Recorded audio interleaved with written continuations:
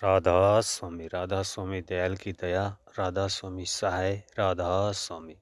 प्यारे सत्संगी भाई और बहनों, आप सुन रहे हैं परम संत सतगुरु कंवर साहिब महाराज जी का फरमाया राजगढ़ आश्रम का सत्संग।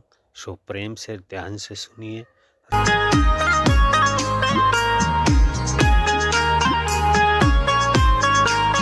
राधा स्वामी दयाल की दया, राधा स्वामी सहाय, राधा स्वामी।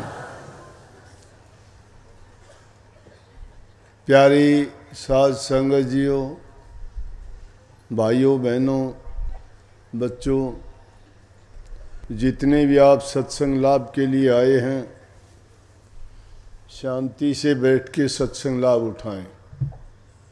सत्संग इंसान के जीवन को संवार देता है, पाप कर्मों से निकाल के उसको अच्छाई की ओर नहीं, मैं कहता हूँ भक्ति की ओर लेके जाता है। जब तक हमारे अंदर पवित्रता नहीं है, नीच कर्मों को जब तक त्यागते नहीं हैं, अच्छे गुणों को तब तक अपनाते नहीं हैं, तब तक समझो कि भक्ति के रास्ते में चलने के लायक नहीं है। हर काम को करने के लिए हमारे अंदर उस काम करने की क्षमता होनी चाहिए, योग्यता होनी चाहिए, वो गुण होने चाहिए। सत्संगी बनने के लिए भी कोई आसान काम नहीं है। इसके अंदर भी इंसान को अपने अंदर वो गुण, वो योग्यताएं, वो खूबियां पैदा करनी पड़ती हैं नहीं, लेकिन करनी पड़ती हैं। और वो खूबियां कहाँ मिलती हैं? वो गुरु के दरबार में, गुरु की रहनुमाई में, उनके उपदेश के द्वारा, उनके द्वारा जो वचन फरमाए जाते हैं वो जीव हित और कल्याण के लिए ही होते हैं। परंतु ये सदियों से मन इस काल और माया के बंधन में है। उनकी दी हुई शिक्षा, उनके पढ़ाए हुए पाठ छोड़ना बड़ा कठिन है। इसलिए संत कहते हैं कि अभ्यास करो।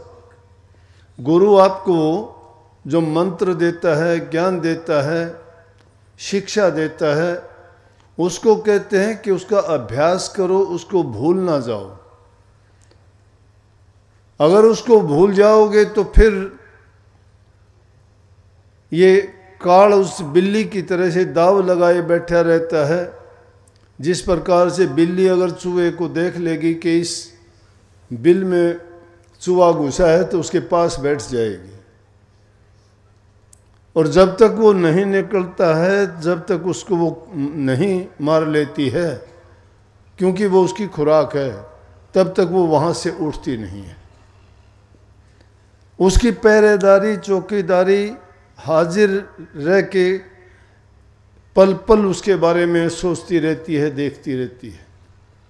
इसी प्रकार से हमें भी अपने मन की रखवाली पल पल बैठ के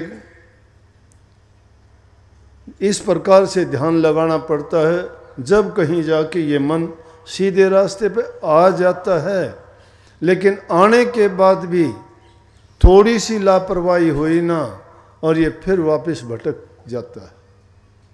क्यों भटक जाता है? कि दुनिया के रस, दुनिया की जो वस्तु चीज़ें हैं वो इसको लुभाती हैं।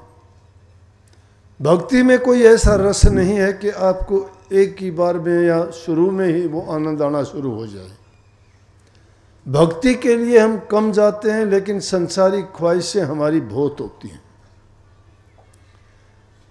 संसारिक ख्वाहिशों को पूरी करने के लिए जाते हैं, लेकिन अगर सही सच्चे मन से हम जाएं तो संसारिक ख्वाहिशें तो अपने आप ही उनसे पूरी होती चली जाएंगी।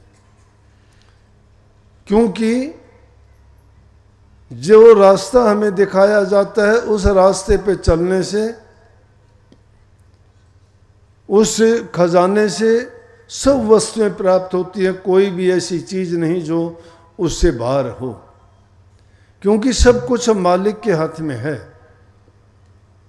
लेकिन जब तक गुरु पर यकीन, विश्वास और प्यार नहीं है, जब तक गुरु में तुम्हारी आस्था नहीं है, तब तक लाख नाम जपया करो, मन मर्जी से, मन मुक्ता से कोई भी काम करोगे, आपको कभी फायदा, हमें तो क्या किसी को हुआ ही नहीं। जिन्होंने भी दुनिया में अपना काम किया, अपने गुरु की संगत में रह के, गुरु के विश्वास को जीत के, उनके साथ प्रेम करके उन्होंने जो वस्तु पाई, दूसरा कोई साधन नहीं था ऐसा। और जितने भी इतिहास को टटोल के देखोगे तो गुरु का और शिष्य का जो नाता विश्वास का, प्रेम का है, ऐसा नाता दुनिया में दूसरा है भी नहीं। दुनियादारी के जितने भी नाते हैं हमारे स्वार्थ के नाते हैं, हमारे लालच के नाते हैं, लेकिन वो जो नाता है उसमें कोई दूसरी मिलोनी नहीं है। इस संसार के पदार्थों का उसमें कोई संबंध नहीं है, हमारे लालच के नाते हैं, लेकिन वो जो नाता है उसमें कोई दूसरी मिलोनी नहीं है। इस संसार के पदार्थों का उसमें कोई संबंध नहीं है। लेकिन दुर्बुद्धि इंसान को जितना भी समझाओगे उस पे कोई असर भी नहीं पड़ता इन बातों का। लेकिन जो भगवत प्रेमी हैं, जो अपना कल्याण चाहते हैं, जो इस संसार के पचड़े से सदा सदा के लिए मुक्त होना चाहते हैं, और जो जन्म मरण का रोग लगा है उससे बच जाना चाहते हैं, तो उसका एकमात्र साधन यही है कि वो जम की फांसी, वो काल की डोर जो हमारे गले में घली हुई है, वो सतगुरु के बिना कोई काट नहीं सकता।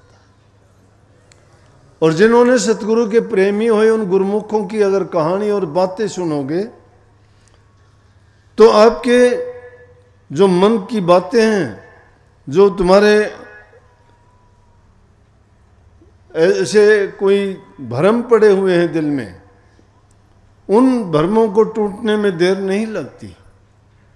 और उन प्रेमियों की जब कथा कहानी हम पढ़ते हैं, सुनते हैं, या सत्संग के माध्यम से जब जब फरमाई और बताई जाती हैं, तो वो हमारे विश्वास को भी दृढ़ करती हैं, और वो हमें इस ओर आगे बढ़ने का मौका देती हैं, सिखाती हैं कि जब उन्होंने ऐसा किया था तो हम क्यों नहीं कर सकते। अनेकों घटनाएं ऐसी हुई जो इस बात को सिद्ध करते हैं। निजामुद्दीन औलिया की कहानी पहले भी आपने सुनी होगी, बहुत बड़े पीर हुए हैं। उनके ज़माने की बात है, एक सेवक आया, गरीब था, आके कहता है उनसे कि लड़की की शादी है, मेरे पास खर्च करने के लिए कुछ भी नहीं है, आप मेरी मदद करो। अब संतों की रमज कोई अगर समझ जाए कोई, तो फिर सब कुछ ही आ गया उसको। लेकिन हम तो अपने मन से, अपनी बुद्धि से, अपनी चतुराई से किसी चीज़ को जांचते, भांपते और उसके बारे में मूल्यांकन करते नहीं। संत की वाणी झूठी हो तो भी सच्ची करके जानी। संत की बात में भ्रम पैदा ना करो। अगर आपको यह वीडियो अच्छा लगा तो वीडियो को लाइक करें, चैनल को सब्सक्राइब करें, ज़्यादा से ज़्यादा अपने दोस्तों को शेयर करें। सभी सत्संगी भाई और बहनों को राधा स्वामी जी।